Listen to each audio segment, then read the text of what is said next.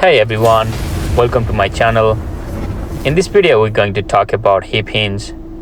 As we all know that hip hinge is a natural movement pattern used in everyday activities such as bending to pick something up, swinging movement, or daily activities while maintaining a neutral spine. Many people tend to round their back when lifting, which can lead to injury over time. By learning a better way to move, we can help maintain a neutral spine and promote safer, more efficient lifting techniques. Let's get started. I have Riley here today to help me by demonstrating this exercise. Start by standing about a foot away from a wall with your feet shoulder width apart and knees are slightly turned out. Place your hand in the crease at the front of your hip. Slight bend in your knees. Press your core tight and push your hip back towards the wall while keeping your spine neutral, chest up and shoulders are pulled slightly back. Continue hinging until your glutes lightly touch the wall. Then drive through your heel while actively engaging your glutes to return to the starting position.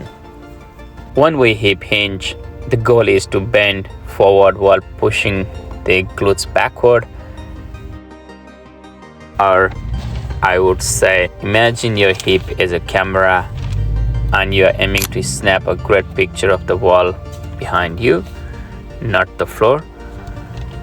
When you hip hinge, push your hip back as if you are trying to click the perfect shot with your hip cam. Let's talk about common issues with hip hinge.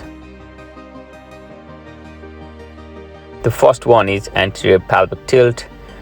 Anterior pelvic tilt causes the pelvis to tilt forward, which will increase the arch in the lower back. The unnecessary stress on the lumbar spine during the hinge can lead to discomfort or injuries. The second one is posterior pelvic tilt. While rounding your lower back during hip hinge, it will make your spine into flexion, which makes it difficult to achieve the desired depth in the hinge. Posterior pelvic tilt will compromise the natural spine position essential for effective hip hinging.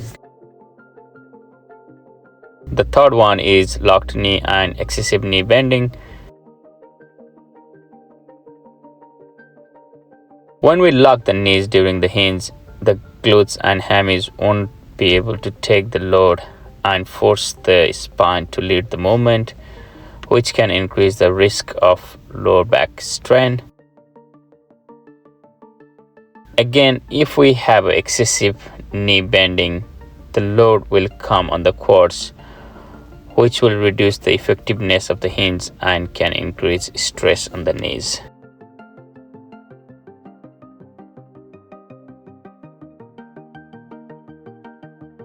We can also regress the standing hip hinge by kneeling on the ground, which helps to learn the movement pattern with less stress on the lower back. As we can see that Riley is really driving back and pushing hip forward.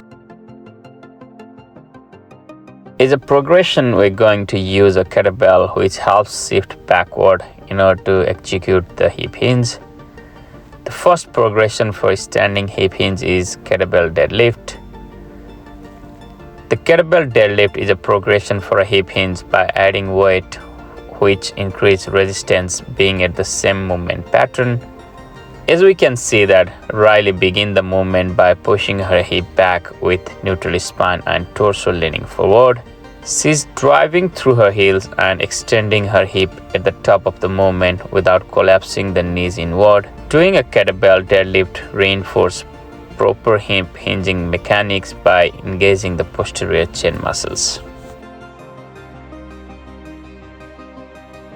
Another progression for hip hinge is kettlebell swing.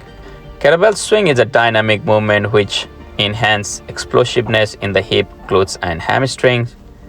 We are doing a same movement pattern like a standing hip hinge here. As you can see that Riley is forcefully driving her hips forward by keeping the hip hinge motion. She's keeping her arms relaxed and allowing the momentum generated by the hip thrust to move the kettlebell.